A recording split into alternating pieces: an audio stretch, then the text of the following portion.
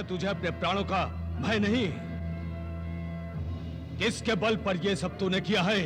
जिनके बल से ब्रह्मा, विष्णु, महेश सृष्टि का सृजन, पालन और संहार करते हैं।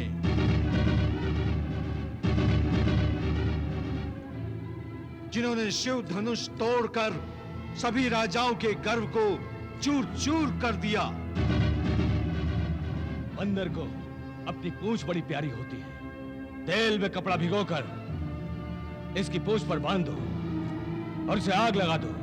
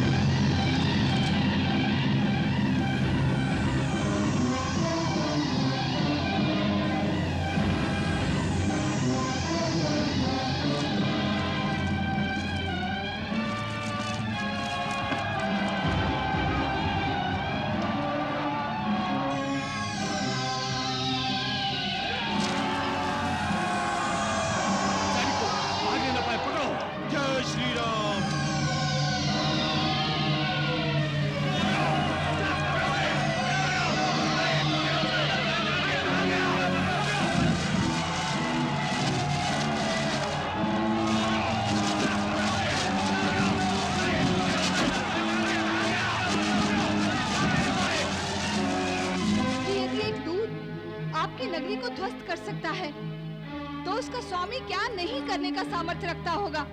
मैं उस धूर्त वानर को दिखाता हूँ कि मैं कितना सामर्थ्य रखता हूँ। रावण की शक्ति क्या है उसे अभी पता चल जाएगा। हाँ।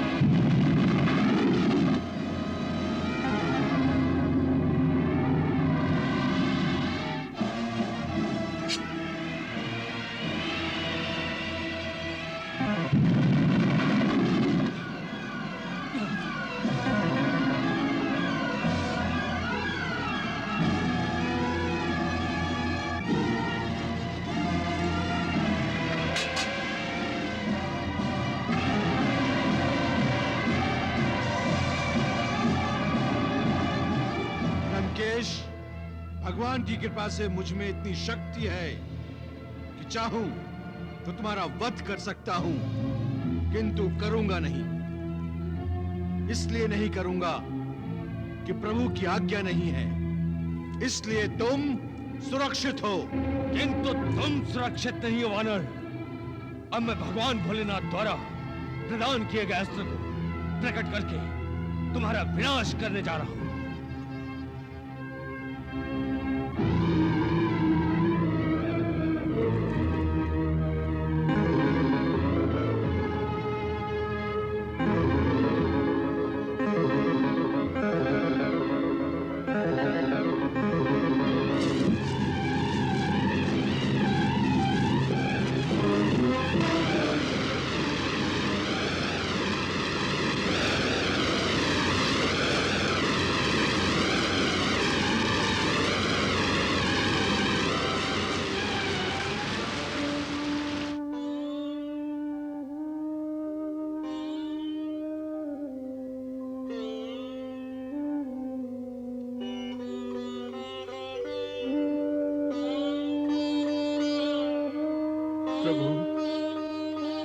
जानकी जी ने दोनों नेत्रों में जल भरकर मुझसे कुछ वचन कहे हैं प्रभु। अनुज समेत गहेहु प्रभु चरना, दीन बंधु प्रणतारति हरना।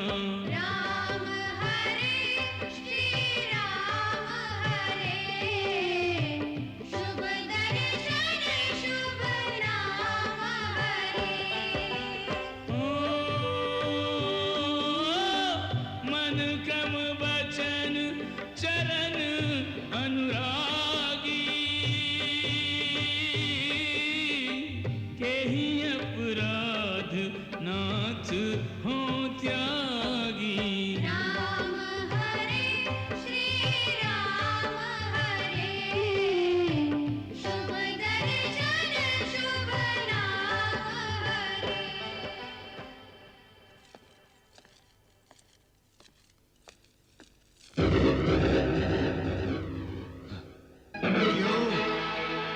चकित रह गए ना?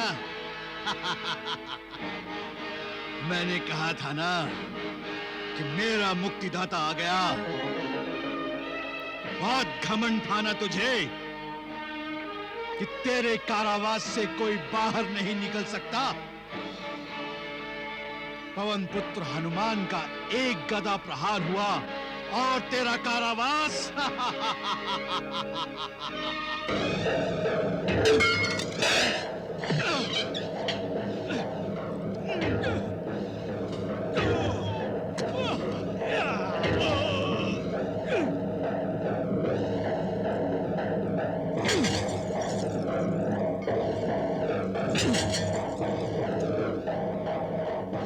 राम भक्त हनुमान का प्रणाम स्वीकार करें शनिदेव। आप मुक्त हैं। विजयी भव, विजयी भव। तुमने मुझे मुक्ति दिलाकर मुझ पर उपकार किया है। मैं तुम्हें वरदान देना चाहता हूं। वरदान देना ही है शनिदेव तो संपूर्ण पृथ्वीवासियों को दे। मुझे तो प्रभु की सेवा के अतिरिक्त कुछ नहीं चाहिए। धन्य हो तुम और तुम्हारी प्रभु भक्ति। आहा, तुम्हारी इच्छा का आदर करते हुए मैं समस्त पृथ्वी लोकवासियों को वरदान देता हूं कि जो कोई तुम्हारी भक्ति करेगा, तुम्हारी पूजा करेगा, वो मेरी वक्र दृष्टि से, मेरी साढ़े साती की बाधा से सदा सुरक्षित रहेगा,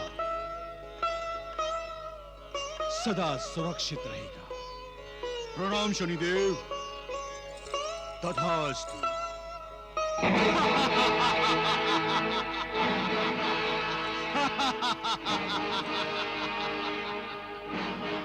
किंतु रावण, तू मेरी वक्र दृष्टि से सुरक्षित नहीं रहेगा। दशानन, पवन पुत्र हनुमान प्रभु का परम भक्त है। उसका तेरी लंका में आना ही तेरे लिए संकेत है। जा, प्रभु की शरण में जा। अब भी समय है रावण, अब भी समय है, समझ जा। अन्यथा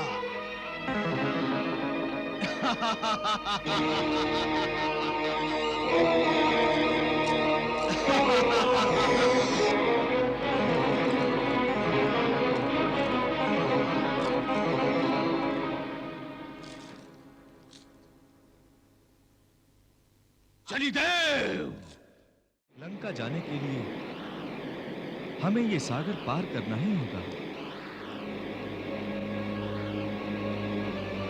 वीर हनुमान, तुम ही बताओ, ये वानर सेना इस समुद्र को कैसे लांघेगी? तब तक मैं सीता को अपने आने का संकेत भेजता हूं।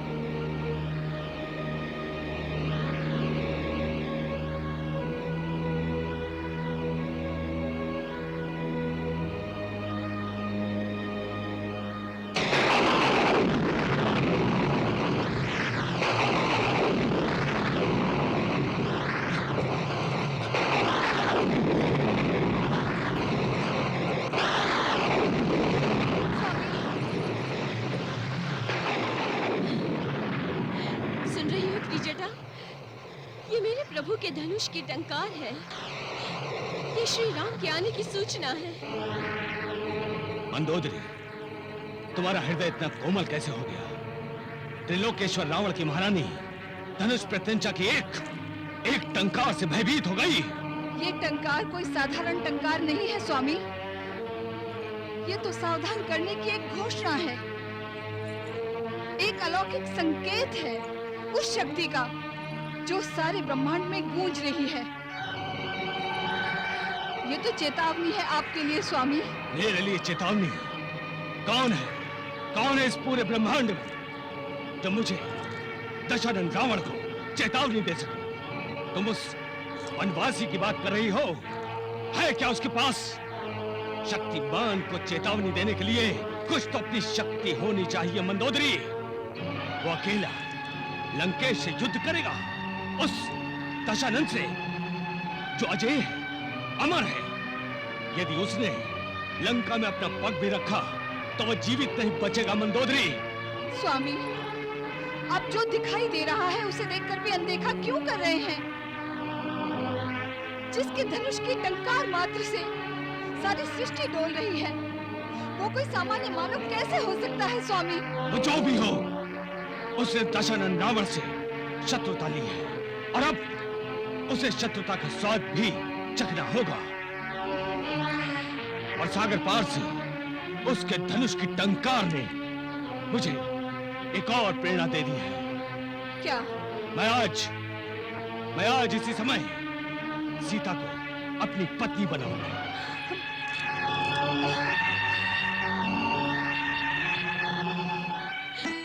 मेरे प्रभु आ रहे हैं, श्री राम आ रहे हैं, अपनी सीता को लेने आ रहे हैं।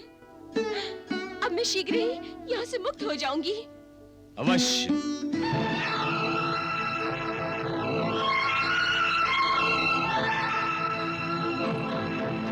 मैं तुम्हें इस वाटिका से मुक्त करके अपने साथ ले जाने ही तो आया हूं।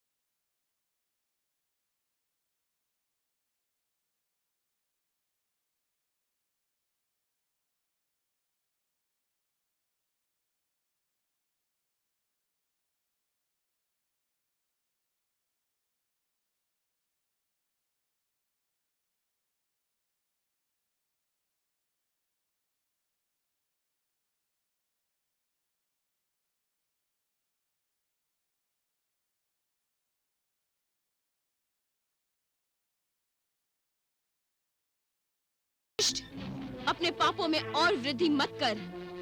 तेरी मृत्यु की घोषणा प्रभु श्री राम के धनुष बाण ने दे दी है। तुझे मृत्यु के संकेत मिलने आरंभ हो गए हैं। अभी भी समय है, जाकर प्रभु श्री राम के चरण पकड़ ले। चरण नहीं, चोटी पकड़ूंगा, चोटी, और उसे घुमाकर अंतरिक्ष में फेंक दूंगा। हाँ?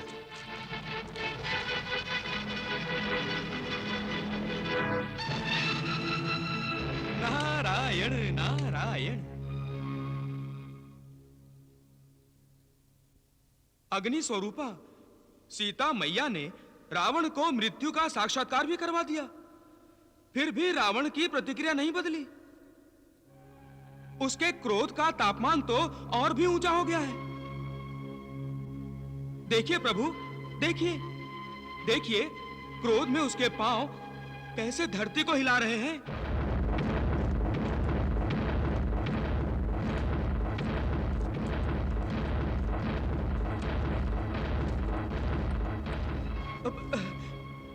ऐसा क्यों प्रभु, क्यों? वो क्या है जो रावण जैसे बुद्धिमान और महाज्ञानी की बुद्धि पर आवरण डाल रहा है? क्यों महाविद्वान रावण को सत्यता का आभास नहीं हो रहा? क्यों उसको अपने दुष्कर्म सुकर्म लग रहे हैं? क्यों श्री राम में उसे भगवान के दर्शन नहीं हो रहे? क्यों प्रभु, क्यों? अहंकार देवर्षि, अहंकार। उसकी अंतरात्मा पर अहंकार का इतना मोटा आवरण चढ़ा है कि उसे उसकी बुराइयां, उसके पाप कर्म भी पाप नहीं लगते। सब कुछ जानते हुए भी वो साक्षात परमेश्वर से भिड़ जाने की धृष्टता कर रहा है। देवर्षि, अहंकार ने रावण की बुद्धि ऐसी भ्रष्ट कर दी है कि वो अपने साथ साथ समस्त राक्षस जाति को उस कगार पर ले आया है जहां से विनाश आरंभ होता है। त्रिदेवो, रावण तो अहंकार में अंधा हो गया है, किंतु उसके साथी, उसके पुत्र, उसके भाई, उन्हें सच्चाई का साक्षात्कार क्यों नहीं हो पा रहा? वो भगवान का तेजस्वी रूप क्यों नहीं देख पा रहे हैं? देवर्षि, रावण के भाई विभीषण ये जानते हैं कि श्री राम प्रभु के अवतार हैं, इसीलिए तो उन्हें रावण का सीता हरण करना अच्छा नहीं लगा और वो आज भी अपने भ्राता रावण को समझाने का प्रयास कर रहे हैं। नारायण नारायण। महाराज, मेरी प्रार्थना मान लीजिए, सीता को आदर सहित उनके पति के पास पहुंचा दीजिए, यही नीति है। विभीषण, तुम जानते नहीं कि तुम क्या बोल रहे हो। तुम हमें थूक कर चाटने के लिए कह रहे हो। तुम जिस नीति की बात कर रहे हो, उस नीति का निर्माण हम करते हैं। हम जो बोलते हैं वो नीति है, हम जो कहते हैं वो धर्म है। नहीं भ्राताश्री, ये अधर्म है और यदि आप इसी अधर्म पर अग्रसर रहें तो हमारे सारे कुल का विनाश हो जाएगा। मैं आपके चरण पकड़कर विनती करता हूं कि आप प्रभु श्री राम। विभीषण, रावण के सामने किसी अन्य को भगवान कहना मूर्खता ही नहीं, ये लंकेश का अपमान है, अपमान। तुम जो चाहते हो वो रावण कभी नहीं करेगा। रावण को अपना यश प्रिय है, वो युद्ध में अपना सिर कटा सकता है, परंतु बढ़ाए हुए पग को वापस लेकर अपने कुल को कलंकित नहीं कर सकता। सीता लंका से अब नहीं जाएगी। इसके लिए मुझे युद्ध भी करना पड़े तो मैं करूंगा। यदि तुम अपनी बहन सुपर्णखा के प्रतिशोध को अनीति समझते हो और लंकेश्वर के धर्म को अधर्म, यदि तुम्हारे मन में सीता के लिए सहानुभूति है और उस शत्रु राम के लिए श्रद्धा, तो अब से लंका तुम्हारी नहीं, पराई है। अब तुम लंका छोड़कर जा सकते हो। जाओ देशद्रोही, जाओ।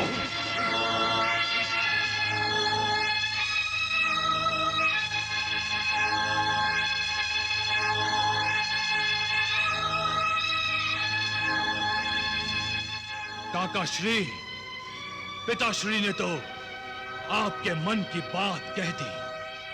जाइए और राम के प्रति अपनी श्रद्धा व्यक्त कीजिए, कीजिए उनकी चाटुकारिता। जाइए।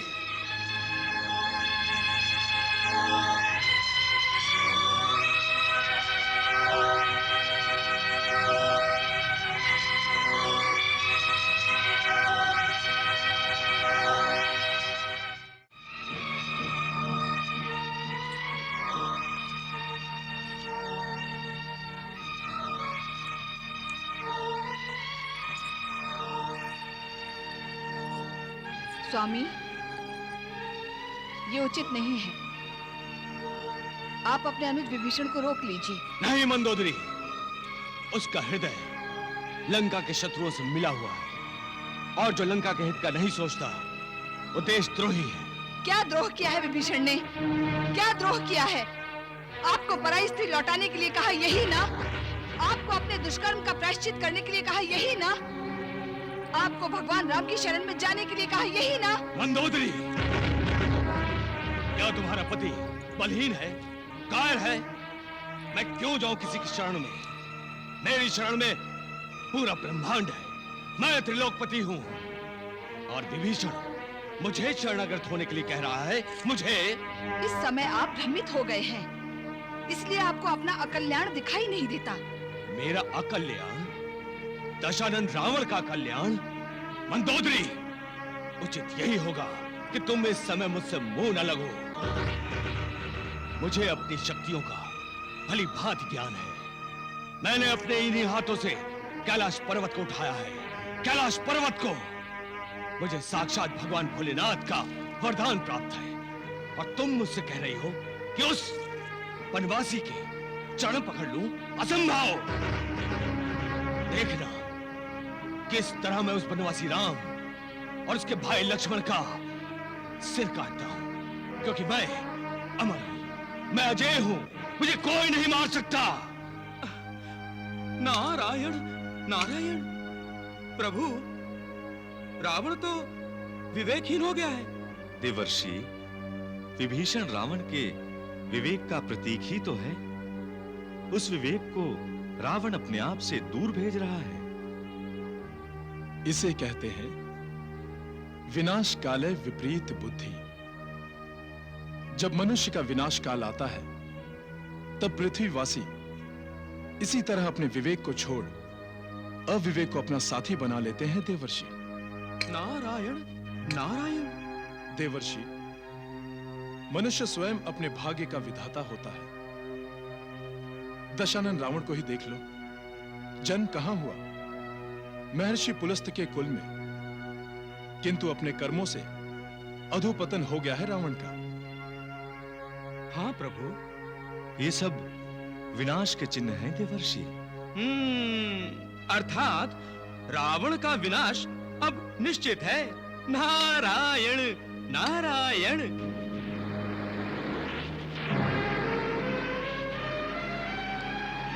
समुद्रदेव, हमें एक निस्सहाय स्त्री को, जो आपकी सीमा के उस पार बसी लंका के राजा रावण के बंधन में है, मुक्त कराना है। हमारे पास आपको पार करने का उपकरण नहीं है। कृपा करके हमें लंका जाने का उपाय सुझाएं और हमें उस पार जाने की अनुमति दें।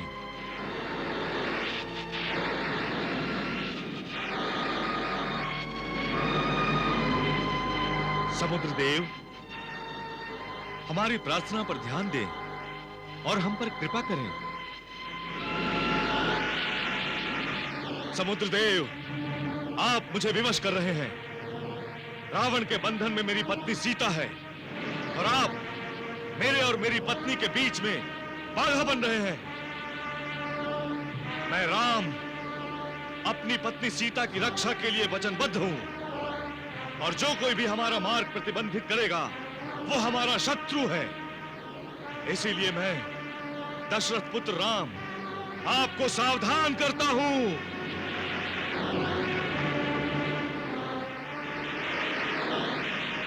हमें मार्ग दे समुद्रदेव, हमें मार्ग दे। तो आप हमें मार्ग नहीं देंगे समुद्रदेव? हमें मार्ग नहीं देंगे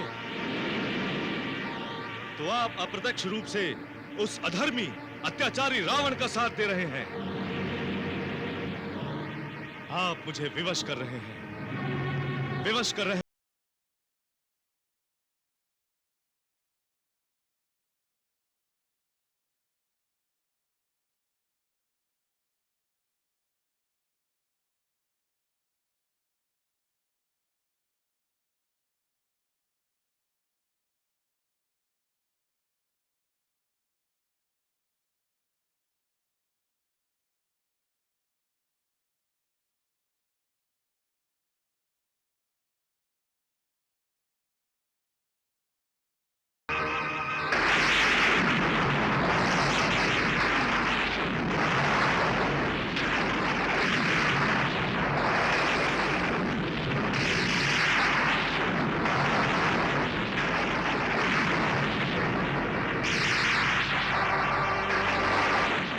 क्षमा प्रभु, क्षमा। रुक जाइए, रुक जाइए। प्रणाम समुद्रदेव। क्यों मुझे लज्जित कर रहे हैं प्रभु? आप तो सकल विश्व के स्वामी हैं और आप विश्व के स्वामी को मार्ग न देकर उनका अपमान कर रहे हैं। आप बाण छोड़िए भैया। नहीं प्रभु नहीं, अनर्थ हो जाएगा। हमारा आश्रय लेकर अनेक जीव जंतु जी रहे हैं। बिना जल के ये सभी निष्प्राण हो जाएंगे प्रभु। मैं नहीं रहूंगा प्रभु तो पृथ्वी का संतुलन बिगड़ जाएगा प्रभु। किंतु यदि आप इसी तरह बाधा बने रहे तो हम लंका कैसे जाएंगे? आप जा सकते हैं प्रभु। कैसे समुद्रदेव? सेतु बांधकर। सेतु? आप जैसे विशाल सागर पर सेतु कैसे बांधा जा सकता है? आप तो अंतर्यामी हैं प्रभु। आपकी सेना में नल और नील को सेतु बांधने का विशेष ज्ञान प्राप्त है। ये दोनों इस विषय में विशेषज्ञ हैं। उन्हें उन पत्थरों की पहचान है जो हमारे जल पर तैर सकेंगे। वैसे पत्थरों का प्रयोग करके आप लंका जा सकेंगे प्रभु। ठीक है समुद्रदेव।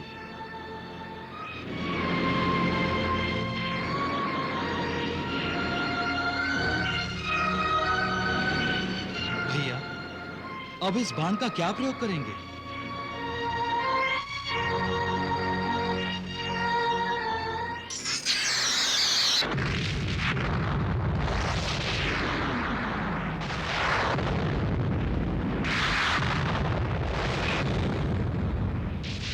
रावण,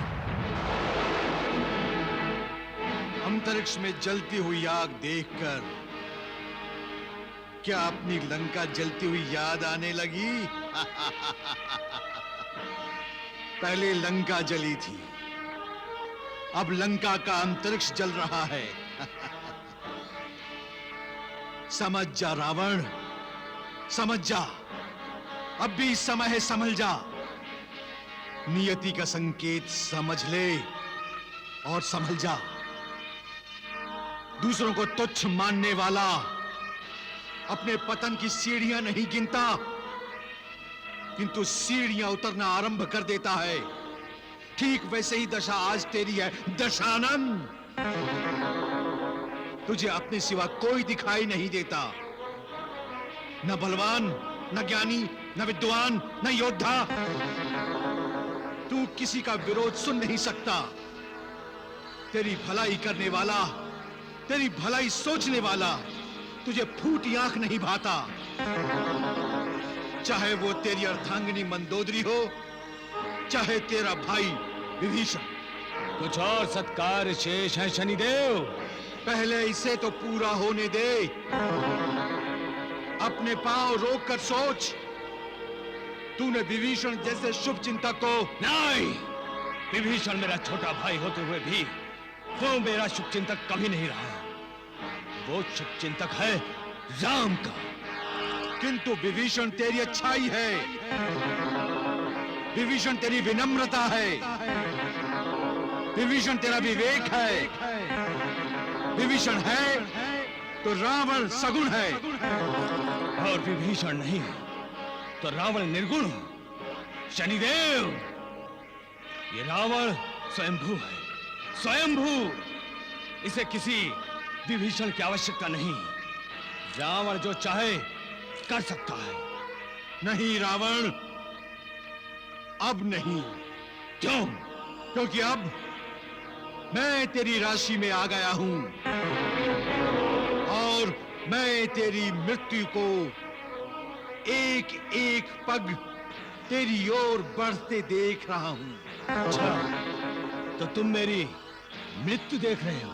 हाँ रावण, हाँ। क्यों देख रहे हो? मैं तुम्हें फिर से बंदी बनाकर पहले तुम्हारी आंखें फोड़ता हूं।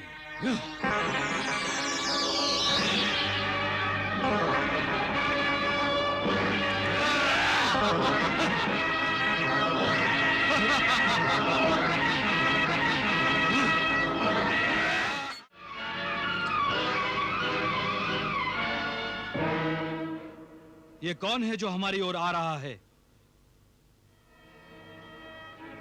ये रावण का कोई गुप्तचर लगता है। हाँ, उसने किसी मायावी राक्षस को हमारे सेतु बांधने के कार्य में बाधा डालने के लिए भेजा होगा। मैं उसे अभी नष्ट कर देता हूं।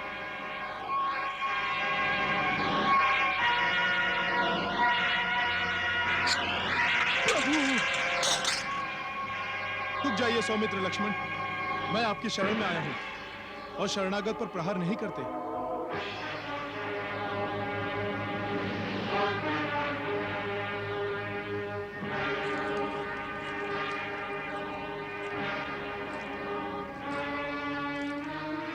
प्रणाम प्रभु।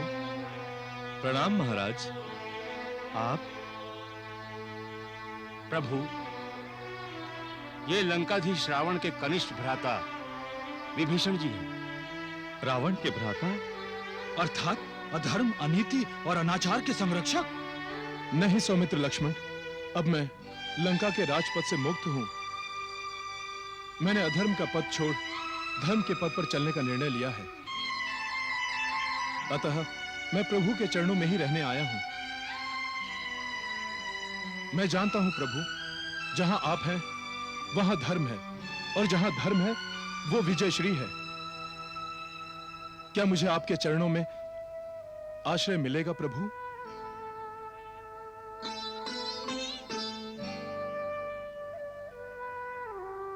ये निर्णय तो आप ही को लेना है प्रभु। हमारा हृदय हमसे कह रहा है कि हम महाराज विभीषण को अपना मित्र समझें और मित्र माने।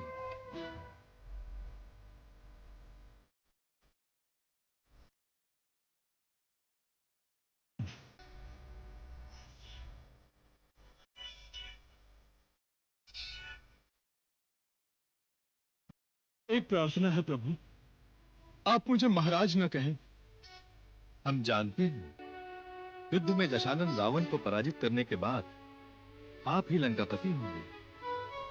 हम आपको लंका के राज सिंहासन पर बिठाएंगे। प्रभु राम का वचन अटल है। हम इसी समय आपका राज्याभिषेक करेंगे। महाराज सुग्रीव, लक्ष्मण, हनुमान, महाराज विभीषण के राज्याभिषेक की तैयारी करो। जो आज्ञा प्रभु।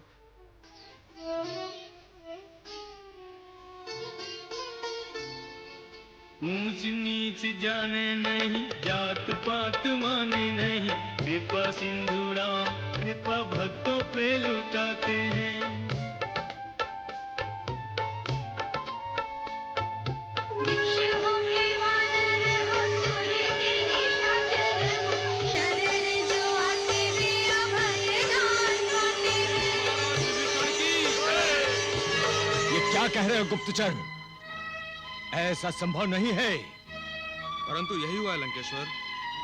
राम और सुग्रीव ने उनका राज्याभिषेक किया है और सारी वानर सेना के सामने उन्हें लंकाधिपति घोषित किया है। मैंने उनकी जय जयकार सुनी है।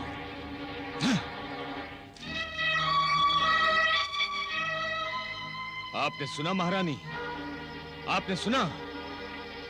बहुत पक्ष लिया करती थी मेरे अनुज का, बहुत बड़ाई किया करती थी विभीषण की कि वो मेरी शक्ति है, मेरा विवेक है, लंका का सौभाग्य है और मेरा सबसे बड़ा शुभचिंतक है। देखा कितना बड़ा शुभचिंतक निकला वो। विश्वासघात किया है उसने मेरे साथ।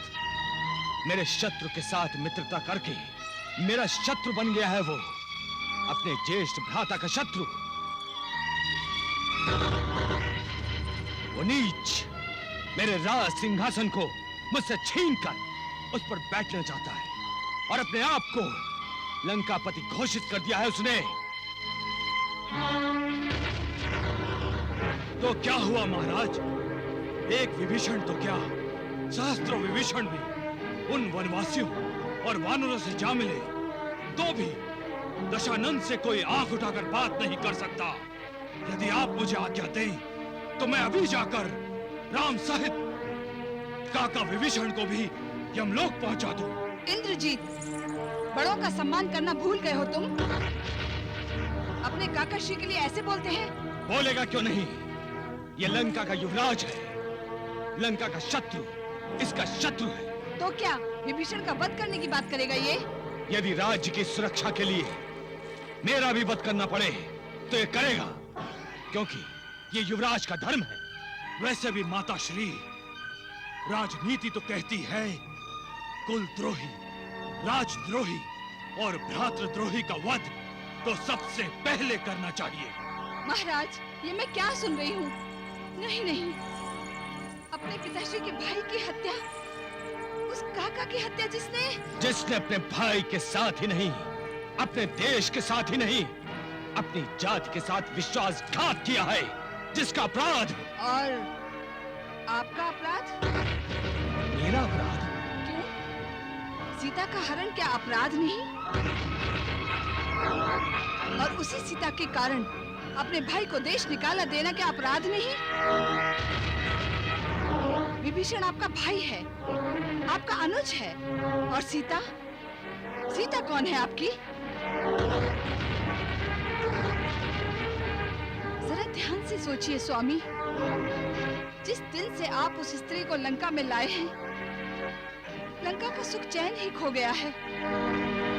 नित्य कुछ न कुछ अमंगल हो रहा है। अपयश ही अपयश पा रहे हैं आप स्वामी।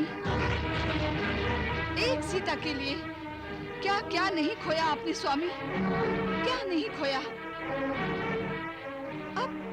अब और क्या क्या खोना चाहते हैं आप।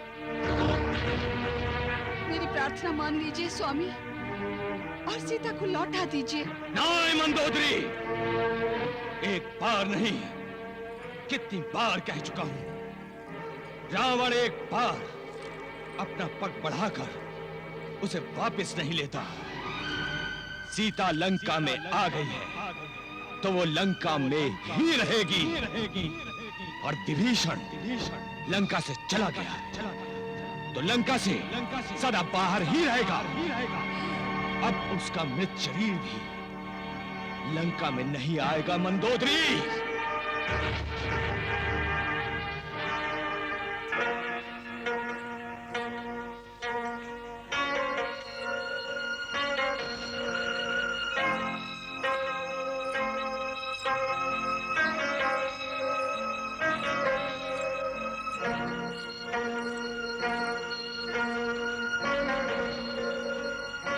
त्रिजटा,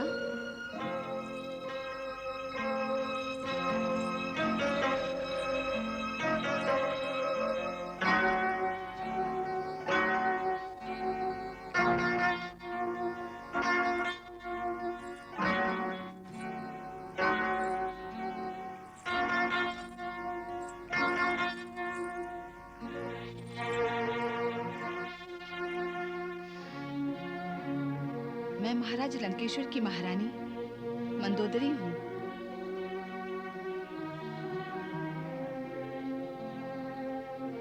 आप यहाँ? मेरे पति सत्य ही कहते थे। तुम सचमुच त्रिभुवन सुंदरी हो सीता। तुम्हारी इसी सुंदरता से आकर्षित होकर मेरे स्वामी अपना विवेक खो बैठे हैं। तुम नहीं जानती, तुम्हारे यहाँ आने के पश्चात उनके सोचने का ढंग ही बदल गया है। वो किसी की बात सुनने को तैयार ही नहीं है। किसी का परामर्श उन्हें अच्छा नहीं लगता। वो नीतिवान है, परंतु अब अनीति ने उन्हें अपने पाश में बांध लिया है। वो धर्मज्ञ है, वेदज्ञ है, परंतु अब धर्म और अधर्म के बीच का भेद उन्हें दिखाई नहीं देता और ना ही सुझाई देता है। स्त्री हठ विख्यात है, परंतु मेरे स्वामी का हठ मानो जैसे अटल हो गया है। और इसी में मुझे लंका का विनाश दिखाई देता है। उनकी सोच में और उनके कर्मों में जो परिवर्तन आया है वो तुम्हारे कारण। अतः पूरी राक्षस जाति की भलाई और लंका की भलाई के लिए मैं उनकी आज्ञा के बिना यहाँ आई हूँ। आप क्या चाहती हैं? मैं इस बंदी गृह से तुम्हें मुक्त कराने आई हूँ।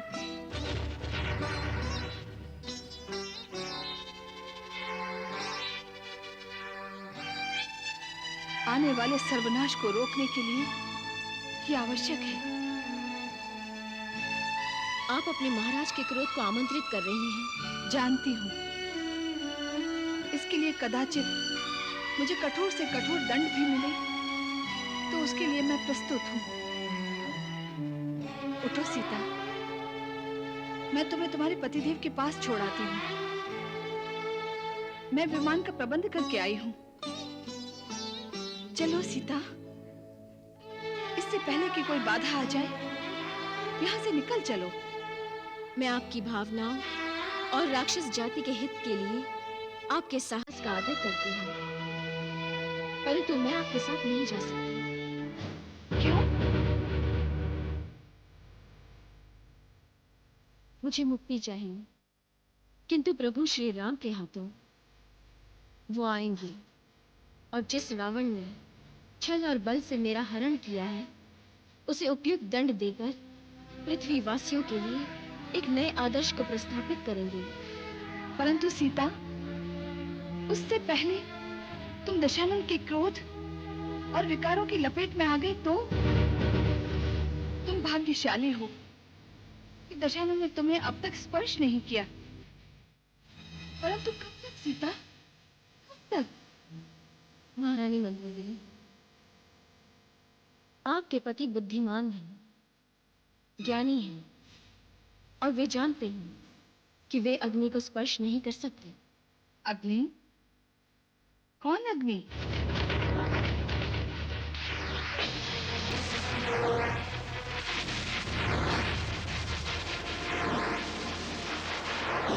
मैं ही वो आग हूँ जो रावण जैसे अधर्मी और अत्याचारी का विनाश करने आई हूँ।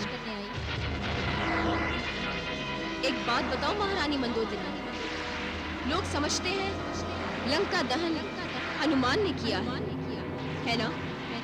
नहीं, लंका दहन मैंने किया है। रावण को संकेत दिया था, किंतु संकेत को समझने का प्रयास नहीं किया गया। अब वो विनाश की कगार पर खड़ा है।